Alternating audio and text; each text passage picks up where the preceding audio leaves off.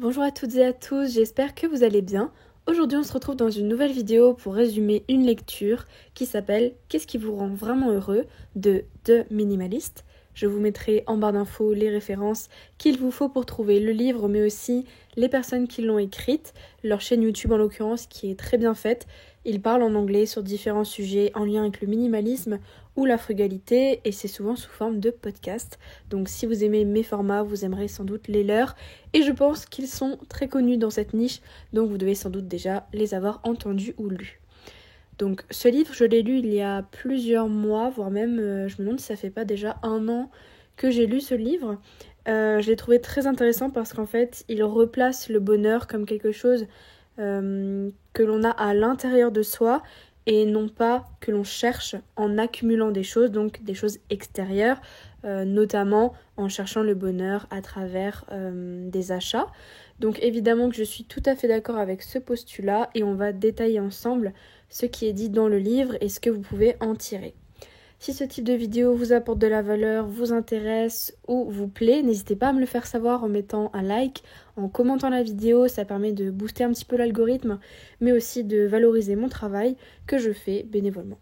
Et si vous le voulez, vous pouvez vous abonner, c'est tout à fait gratuit. Merci beaucoup à toutes celles et ceux qui m'écrivent très régulièrement sur YouTube ou Instagram. Récemment, j'ai vécu une belle perte de sens dans ma vie. Je savais plus trop pourquoi je faisais les choses et où je voulais aller. Et en fait, c'est tout à fait de ce qu'on va traiter aujourd'hui.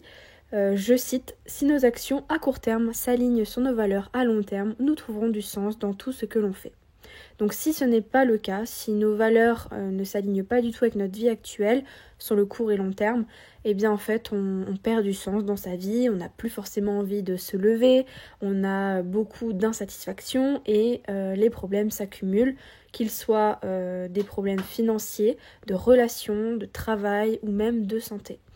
Donc le plus important, c'est de prendre des décisions aujourd'hui, dans les jours à venir, etc., pour avoir une vie plus alignée qui a du sens. Selon le livre « Qu'est-ce qui vous rend vraiment heureux ?», il y a 5 valeurs qui vous permettent de vivre une vie qui a du sens. Les 5 valeurs sont la santé, les relations, les passions, l'essor personnel et la contribution. Donc on va détailler ensemble ces 5 valeurs et je vais un petit peu vous expliquer quels sont les leviers à actionner, quelles sont les choses en fait à mettre en place pour trouver un équilibre entre ces 5 valeurs et donc potentiellement être plus heureux. La première valeur, c'est la santé. La santé, c'est très important, c'est voire même le plus important. Sans la santé, on n'a rien. C'est pour cela qu'il faut bien manger et boire, donc faire attention à ce que l'on met dans son corps, mais aussi faire de l'exercice, se bouger, intégrer du mouvement dans sa vie. C'est entre guillemets aussi simple que ça. Pour se sentir mieux, il faut faire attention à ce que l'on ingère, moins de sucre, boire plus d'eau, pas ou peu de viande, attention à certains produits qui pourraient nous causer des problèmes de digestion, manger plus de légumes, de fruits frais, etc. En fait, tout simplement développer de bonnes habitudes alimentaires qu'on peut toutes et tous déjà connaître. Je pense que je vous apprends rien si je vous dis qu'il faut diminuer le sucre, boire plus d'eau et faire attention à manger des fruits et légumes frais de saison. Voilà. Ça, c'est des bonnes habitudes alimentaires qui sont en fait anodines, mais qu'on n'a pas toujours mis en place et qu'on ne met pas toujours en place au quotidien. Donc le plus simple, c'est vraiment de commencer par boire plus d'eau, manger correctement et faire un peu d'exercice. Il faut faire de l'exercice parce que malheureusement la sédentarité tue. Rester toute la journée affalé sur le canapé, c'est pas bon pour la santé. Alors à vous de choisir une activité qui vous plaît, qu'elle soit en collectif, individuel, à la maison ou bien dans une structure qui le permet. Ça peut être du yoga, ça peut être de la boxe, enfin peu importe. Mais en tout cas, faire du sport, ça abaisse également notre niveau de stress et donc ça améliore aussi notre sommeil. Donc en fait, juste parfois faire quelques pompes, quelques squats, abdos par jour, marcher un petit peu, ça a vraiment un impact considérable sur tout le reste de notre vie. Donc, boire pas mal d'eau, réduire tous les aliments trop gras et trop salés et trop sucrés, manger correctement tout simplement. Pourquoi pas aussi faire des jeûnes ou bien arrêter ou manger peu de viande. Revenir au naturel, essayer de couper court aux médicaments, plutôt se baser sur des plantes quand c'est possible. Faire de l'exercice, bouger, ne pas rester sédentaire. Et donc cela améliorera notre niveau de stress, de sommeil et aussi notre relation avec nous-mêmes, peut-être même un gain de confiance en soi, un apaisement qui nous permettra ensuite d'aider les autres. En parlant des autres, c'est la deuxième valeur, les relations. Les gens qui nous entourent, comme les amis, la famille, notre conjoint, notre conjointe, nos collègues, etc., sont les personnes avec qui on passe le plus de temps. Donc, nous sommes un être social et nous avons besoin de ce type de contact pour nous épanouir. Nous sommes des animaux sociaux, voilà. Donc c'est, selon les auteurs, la deuxième valeur la plus importante. Il faut savoir qu'il y a plusieurs types de relations. Il y a les relations qu'on a eues, les relations qu'on a et les relations qu'on aura. Les relations passées ne sont plus, mais elles peuvent nous en apprendre beaucoup sur nous-mêmes. Je pense que les relations passées sont source d'apprentissage sur lesquelles se reposer pour ne pas refaire entre guillemets les mêmes erreurs. Les relations présentes sont à entretenir et ne sont jamais vraiment acquises. Et nous pouvons aussi avoir différentes manières de se construire de meilleures relations dans le futur. Donc par exemple, rencontrer de nouvelles personnes de qualité en côtoyant des milieux dans lesquels nous pouvons nous aussi nous intégrer. Donc par exemple, si j'assiste à des cours de poterie, je vais rencontrer des personnes plutôt créatives, manuelles, qui aiment la poterie comme moi par exemple.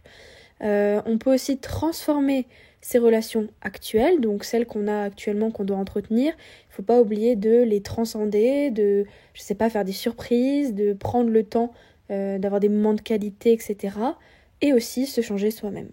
Parce qu'en changeant, en côtoyant d'autres milieux, en faisant d'autres activités, évidemment, nos relations évoluent. Je pense que le plus important aujourd'hui pour avancer sur ce point, c'est de porter un regard honnête sur nos relations actuelles.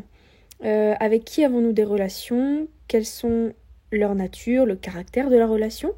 Il y a le caractère primaire, c'est-à-dire famille et couple. Secondaire, comme les potes ou les collègues. Voilà. Mais il y a aussi les effets qu'ont ces relations. Est-ce que vous avez une relation positive avec votre famille? Est-ce qu'elle est plutôt neutre? Est-ce que vous avez une relation négative avec vos collègues? On peut pourquoi pas en faire un tableau récapitulatif avec la personne, donc son nom, ensuite la caractéristique de la relation, primaire ou secondaire, mais aussi les effets qu'elle a sur nous.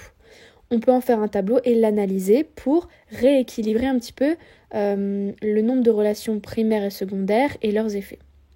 Donc en fait, en prenant du recul, on va pouvoir constater qu'il nous manque peut-être certaines relations secondaires, qu'on a trop de relations primaires, ou que nos relations primaires ne sont pas du tout satisfaisantes et qu'on se réfugie dans les relations secondaires. Enfin bref, ça permet un petit peu de mieux se connaître et de se demander qu'est-ce que l'on recherche dans nos futures relations ou dans les relations actuelles.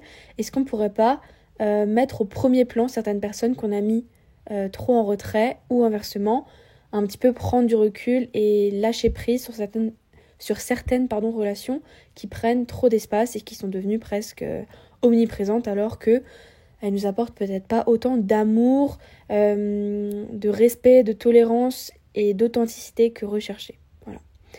Je pense qu'il n'y a que vous qui pouvez savoir comment alimenter ces relations pour les faire durer, vivre et qu'elles soient épanouissantes pour les deux parties, mais sans prendre ce temps de recenser un petit peu qui sont les gens en fait autour de vous avec qui vous partagez votre quotidien. On ne peut pas vraiment se rendre compte de leur effet. Laissez-vous quelques temps pour observer ça et potentiellement faire les ajustements nécessaires. Et c'est vrai qu'une fois qu'on a la santé qui suit et les relations, en général ça va déjà beaucoup mieux et ça peut nous permettre d'accepter certaines situations plus compliquées si on est bien entouré et qu'on est en bonne santé. Ça permet déjà de relativiser sur potentiellement un travail qui nous plaît un peu moins ou d'autres situations plus compliquées. Avec le soutien des autres et une santé qui suit, on peut accomplir déjà beaucoup de choses. Alors pour être au top, il ne faut pas que la santé et des relations, il faut aussi des passions. Donc ça c'est le point numéro 3 qui est évoqué dans le livre. Évidemment quand je dis il faut et quand j'énonce des théories comme ça, c'est simplement que je résume le livre. Après, il y a certaines choses sur lesquelles je suis d'accord, d'autres moins, mais je partage vraiment la vision des auteurs. Donc n'hésitez pas à me dire en commentaire si pour l'instant vous partagez un petit peu ces valeurs-là, est-ce que vous les auriez mis au premier plan ou non. Et pour les passions, donc il est dit que nous avons tous besoin d'argent pour vivre, mais c'est encore mieux si l'on peut en gagner par passion ou en s'amusant. Nous ne sommes pas que notre travail. Souvent, on demande « Tu fais quoi dans la vie ?» On ne répond pas « Je chante, je distribue des repas gratuitement et j'adore cuisiner ». En général, on dit « Je suis agent d'accueil, caissière, directeur ». Nous n'avons pas forcément une vocation ou la possibilité de combiner passion et travail à tous les moments de notre vie. Il faut rester plutôt distant en ce qui concerne le travail payé en tant qu'employé, donc c'est-à-dire s'investir, mais pas trop, et aussi les passions et le bénévolat. Il faut un équilibre entre ces différents types d'activités et on ne peut pas toujours toutes les confondre en une seule et même activité.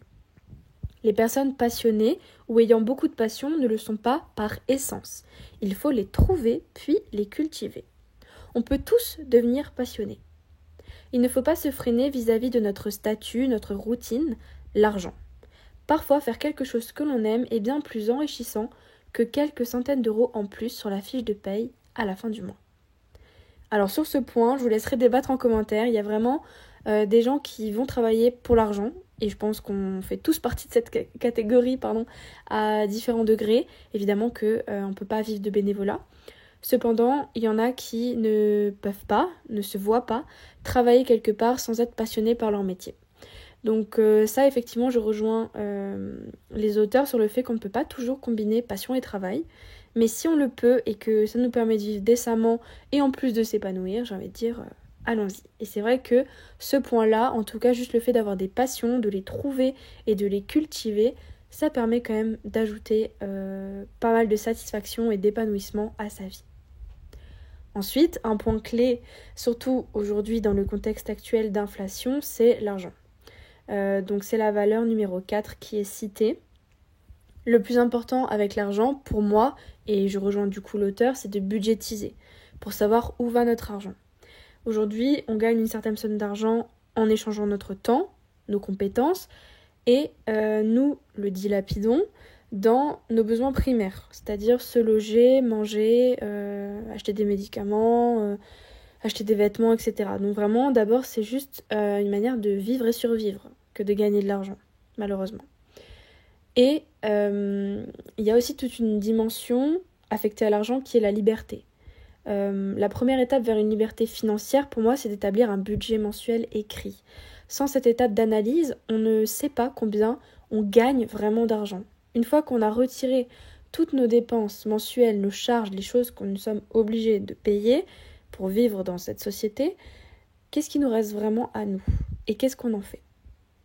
Donc on établit une destination à chaque euro dans son budget, c'est un petit peu la méthode par exemple des enveloppes budgétaires, donc on assigne à chaque dépense une destination, par exemple j'ai 50 euros pour ma réparation voiture, j'ai 40 euros pour payer la cantine de mes enfants, enfin c'est des montants complètement aléatoires mais vous avez compris l'idée, il y a des catégories de dépenses auxquelles on ne peut pas échapper et donc on y alloue un budget et chaque euro va être consacré à une dépense précise. Ensuite, on peut en faire des catégories de dépenses entre les besoins primaires, donc factures, charges, loyer, voiture, et les désirs. Les désirs, ça peut être par exemple épargner pour une maison. Il y a aussi les envies, comme envie d'acheter une nouvelle paire de chaussures. Plus on sera rigoureux sur les postes obligatoires, plus potentiellement on pourra se dégager de l'argent pour les désirs et les envies. Et là, les résultats seront de plus en plus probants à force d'ajuster un budget et de le respecter. Après, les erreurs sont normales, elles font partie du processus. À vous d'en tirer ensuite les bonnes conclusions. Il est dit aussi dans le livre, impliquez tous les membres de votre foyer, conjoint, enfant, et constituez-vous un fonds de sécurité. Reprendre en main ses finances pour ensuite investir, se payer soi-même, puis étape par étape, on va rembourser nos dettes, puis réduire un maximum les dépenses, faire des défis, par exemple des épiceries moins chères, se priver un petit peu de loisirs de temps en temps, devenir frugaliste, ne pas payer pour ses amis, trouver des bonnes affaires, acheter d'occasion, etc., etc. Bon, toutes ces choses-là, j'en parle déjà sur ma chaîne, donc je ne vais pas forcément développer ce point essentiel qu'est l'argent, mais en gros, pour être plus heureux, le livre dit, et je suis assez d'accord, il faut avoir un certain contrôle sur ses finances, savoir poser ses limites, trouver les astuces qui vont faire en sorte qu'on va optimiser un maximum ce que l'on gagne par rapport à ce que l'on dépense. Et on peut également, et c'est une autre dimension à laquelle on ne pense pas toujours avec l'argent, gagner en liberté certes, mais aussi contribuer à faire des dons pour des personnes qui en ont plus besoin, donner à des associations, faire vivre les producteurs locaux, les petites entreprises, etc. Donc avec notre argent, on peut également toujours aider les autres. Ensuite, on va parler de l'essor personnel et de la contribution. Alors, les changements que l'on met en place dans sa vie, ce dont on a parlé depuis le début, boire plus d'eau, faire du sport, reprendre un petit peu sa santé en main, ses finances, ses relations. Le plus important en fait, ça va être le chemin et non pas le résultat. L'idée c'est que l'essor personnel, donc le fait de grandir et d'améliorer un petit peu tous les pans de sa vie, c'est quelque chose qui prend du temps. Il faut regarder les progrès sur 2 ans, 5 ans, 10 ans et faire les petits pas nécessaires aujourd'hui pour atteindre la destination finale. C'est ce qui permet en fait de garder entre guillemets sa motivation sur le long terme, et certains disent même que la discipline est plus productive que la motivation. Le plus important c'est de décider de changer et ensuite de faire des petits pas vers ce changement. Si aujourd'hui à la fin de cette vidéo vous ne faites rien, c'est-à-dire que vous ne souscrivez pas un abonnement à la salle de sport, vous n'allez pas faire une petite balade, vous n'allez pas boire de l'eau, vous n'allez pas faire un petit tour dans vos finances, dans vos tickets de caisse, dans les factures qui restent à payer, ou bien vous n'allez pas prendre le temps d'inviter une amie boire un café. Enfin, si vous ne faites rien pour améliorer n'importe quel pan de votre vie, évidemment que rien ne va changer. Donc le plus important, c'est déjà de prendre la décision de changer pour aller mieux, parce que si vous avez cliqué sur cette vidéo, c'est que potentiellement vous êtes intéressé par le minimalisme, le frugalisme, améliorer vos finances, votre mode de vie, gagner du temps, être plus heureux, épanoui. Donc si vous ne prenez pas de décision en ce sens, ça restera un idéal. Donc le plus important, c'est qu'il faut associer une certaine satisfaction, voir le gain que ça peut nous apporter en faisant une action. Si je vais prendre ce café avec cet ami, ça me demande de me déplacer, ça me demande de l'énergie, ça me demande un petit peu un effort, mais le gain que je vais en retirer, c'est un lien plus profond avec elle, un échange constructif, de l'écoute, etc. Donc, est-ce que le gain n'est pas plus fort et plus grand que l'effort qu'il faut faire pour mener à bien l'action ? En fait, il faut savoir aussi parfois sortir un petit peu de sa routine, de sa zone de confort pour évoluer et monter la barre un petit peu plus haut chaque jour pour progresser et ne pas hésiter à revoir vos objectifs à la hausse une fois qu'ils ont été atteints. Si votre but c'est d'améliorer votre relation avec une amie, pourquoi pas vous fixer un rendez-vous mensuel dans lequel vous ferez une activité ensemble. Et si une fois que ce rendez-vous mensuel est établi et qu'il roule, pourquoi pas en rajouter un deuxième, pourquoi pas le compléter par une autre activité. Voilà. L'idée c'est vraiment de grandir, de se développer et d'être en constante évolution, parce qu'il n'y a rien de pire que de stagner. Voilà. Ensuite, la contribution, c'est juste un tout petit point qui a été ajouté, c'est qu'une fois qu'on a agi sur tous ces points, normalement on va se sentir mieux, plus heureux, avec plus d'argent, de meilleures relations, une meilleure santé. Donc c'est un cercle vertueux qui peut aussi contribuer à la vie des autres, de différentes manières. Donc si vous ne le faites pas que pour vous, même s'il faut être un petit peu égoïste, vous pouvez aussi le faire pour les autres, parce que vous allez être vraiment une valeur ajoutée autour de vous, en termes d'exemple, tout simplement pour vos enfants, pour votre famille, vos amis. Vous allez donc avoir plus d'énergie parce que vous faites plus de sport, vous mangez mieux, vous allez être donc de meilleure humeur, avoir une meilleure santé. On pourra plus compter sur vous, vous aurez peut-être plus de temps aussi à consacrer aux autres. Et je pense qu'en fait, c'est un cercle vertueux profitable à nous et tout notre environnement autour.